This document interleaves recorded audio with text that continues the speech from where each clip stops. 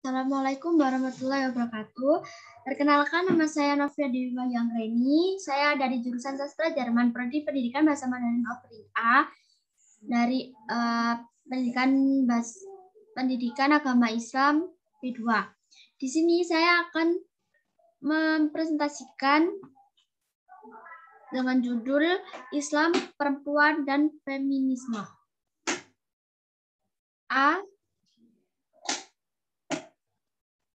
Prolog, nasib perempuan Islam. Masyarakat Yunani yang terkenal dengan pemikiran-pemikiran filsafatnya tidak banyak membicarakan perempuan. Di kalangan elit, para perempuan ditempatkan atau disekap dalam istana-istana. Di kalangan bawah, nasib mereka sangat menyedihkan. Mereka diperjualbelikan, sedangkan yang berumah tangga sepenuhnya berada di bawah kekuasaan suaminya. Mereka tidak memiliki hak-hak sipil, bahkan hak waris pun tidak ada. Adapun dalam peradaban Romawi, wanita sepenuhnya berada di bawah kekuasaan ayahnya. Setelah kawin, kekuasaan tersebut pindah ke tangan sang suami. Kekuasaan ini mencakup kewenangan menjual, mengusir, menganiaya, dan membunuh. Keadaan tersebut berlangsung terus sampai abad ke-6 Masehi. Peradaban Hindu dan Cina tidak lebih baik dari peradaban Yunani dan Romawi. Hak hidup seorang perempuan yang bersuami harus berakhir pada saat kematian suami. Istri harus dibakar hidup-hidup pada saat mayat suami dibakar. Hal ini baru berakhir pada abad ke-17 Masehi. Sementara itu, dalam ajaran Yahudi, martabat perempuan sama dengan pembantu. Ayah berhak menjual anak perempuan kalau ia tidak mempunyai saudara laki-laki. Sedangkan dalam pandangan sementara perempuan, pemuka Nasrani ditemukan bahwa perempuan adalah senjata iblis untuk menyesatkan manusia.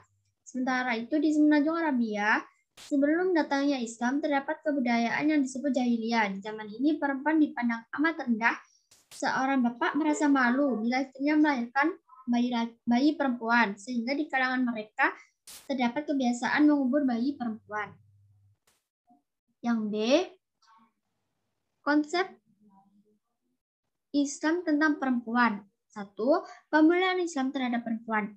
Islam datang untuk membebaskan perempuan dari perlakuan yang tidak manusiawi dari berbagai kebudayaan manusia sebagaimana disebutkan di atas. Islam memandang perempuan makhluk mulia dan terhormat. Dalam Islam, haram hukumnya menganiaya dan memperbudak perempuan. Islam adalah agama pertama yang menempatkan perempuan sebagai makhluk yang sama hakikatnya dengan laki-laki. Meskipun begitu, di beberapa hal prinsipal terdapat perbedaan antara perempuan dan laki-laki. Perbedaan ini tidak untuk merendahkan, melainkan untuk saling melengkapi. A. Kesamaan kedudukan perempuan dan laki-laki. Kesamaan laki-laki dengan perempuan antara lain dalam hal bahwa kedua-duanya adalah manusia beserta segala potensinya. Sebagai makhluk Allah yang diciptakan dalam bentuk yang sempurna, manusia baik laki-laki maupun perempuan memiliki potensi menjadi khalifah Allah. Quran Surat An-Nisa menegaskan bahwa laki-laki dan perempuan berasal dari satu jenis yang sama. Kesamaan lain antara lain perempuan dan laki-laki adalah dalam hal menerima beban taklif. Quran Surat Al-Mu'min ayat 40 menyebutkan bahwa siapa saja laki-laki maupun perempuan yang beriman dan mengajarkan amal saleh, maka akan memperoleh surga. Misalnya kewajiban berdakwah, salat, puasa, zakat, haji, menuntut ilmu, saling tolong-menolong. Ajaran Islam melarang untuk menyakiti dan mengganggu orang beriman. Dalam sebuah hadis, Rasulullah Shallallahu Alaihi Wasallam menyebutkan bahwa surga itu terletak di bawah telapak kaki ibu.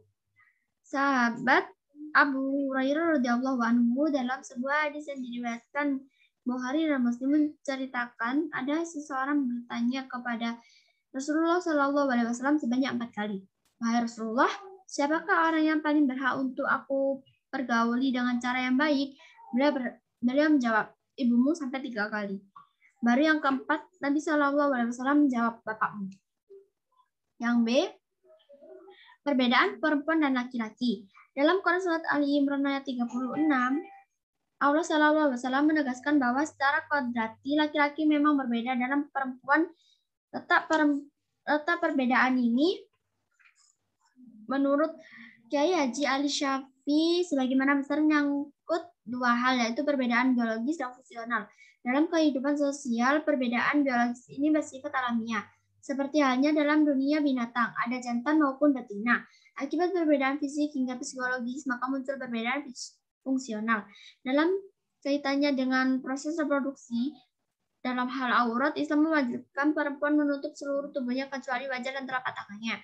Sementara aurat laki-laki hanya pusat sampai lutut. Perbedaan lainnya adalah bahwa khatib atau imam dalam sholat Jumat adalah laki-laki, bukan perempuan.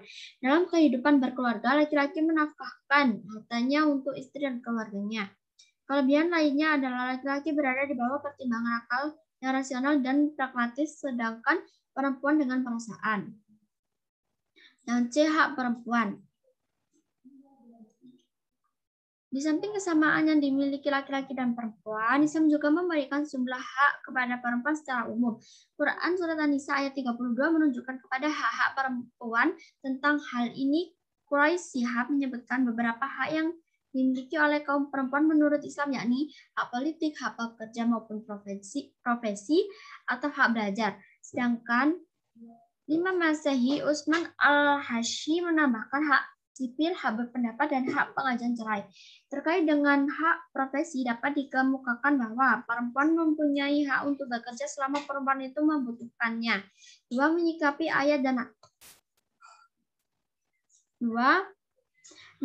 ayat dan hadis misoginis. Tidak dapat dipungkiri bahwa kalangan masyarakat Muslim beredar sejumlah hadis dan tafsir Al-Quran yang dipandang merendahkan dan meremehkan perempuan. Tafsir dan hadis-hadis tersebut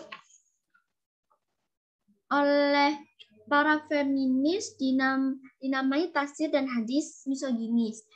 Contoh penafsiran terhadap ayat-ayat Al-Quran yang merendahkan perempuan adalah tafsir terhadap Quran Surat An-Nisa ayat 34. Ayat ini ditafsirkan oleh banyak musafir sebagai laki-laki harus memiliki kedudukan lebih tinggi daripada perempuan dalam segala bidang. Dan perempuan dianggap tidak berhak untuk memimpin. Al-Qurtubi menafsirkan ayat ini dengan mengatakan bahwa agama Islam memerintahkan agar para perempuan tinggal di rumah mereka dan tidak keluar selain untuk urusan yang mendesak. Menyikapi masalah ini diperlukan kajian yang komprehensif dan tidak memihak agar dapat diperoleh pemahaman yang benar terkait dengan hadis-hadis dan ayat-ayat Al-Quran tersebut. Yang C, sejarah dan ragam feminisme. Menurut bahasa, kata feminisme berasal dari bahasa Latin femina, yang berarti perempuan. Dalam kamus bahasa Inggris, kata feminisme diartikan sebagai sebuah doktrin atau gerakan yang mengajukan persamaan hak antara laki-laki dan perempuan di bidang sosial, politik, dan ekonomi. Menurut Kamala Basin dan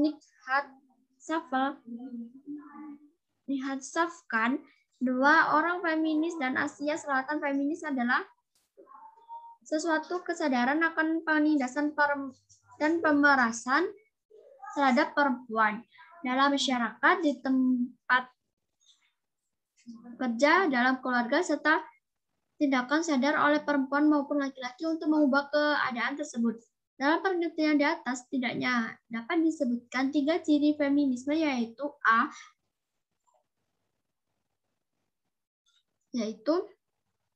Menyadari adanya ketidakadilan gender di masyarakat maupun di keluarga, antara lain dalam bentuk penindasan dan pemerasan terhadap perempuan. Yang B.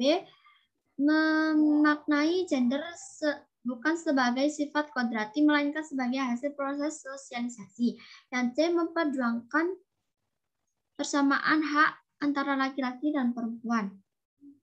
1. Sejarah singkat feminisme.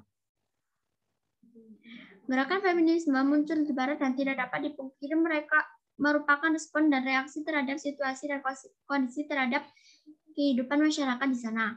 Di Barat, sejak zaman dahulu sampai awal abad modern,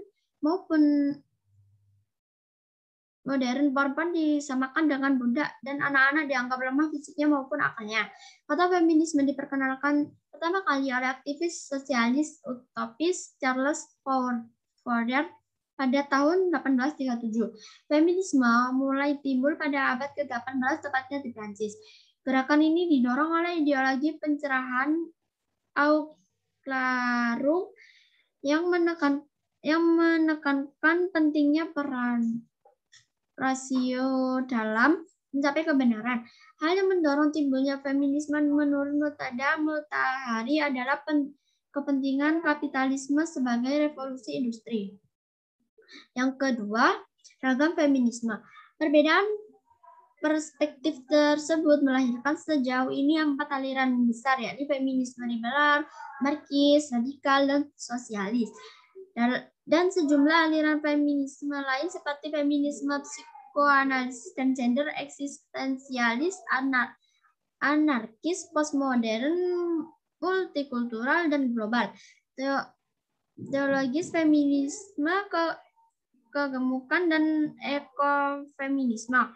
Feminisme liberal adalah aliran yang menuntut agar perempuan diberikan kesempatan yang sama dengan laki-laki dan kemampuan yang sama pula, sedangkan marxis aliran yang berpendapat bahwa sumber ketindasan perempuan adalah sistem produksi dalam keluarga. Adapun radikal adalah aliran yang berpandangan bahwa penindasan terhadap perempuan terjadi akibat fisik perempuan yang lemah. Yang C, pandangan Islam terhadap feminisme.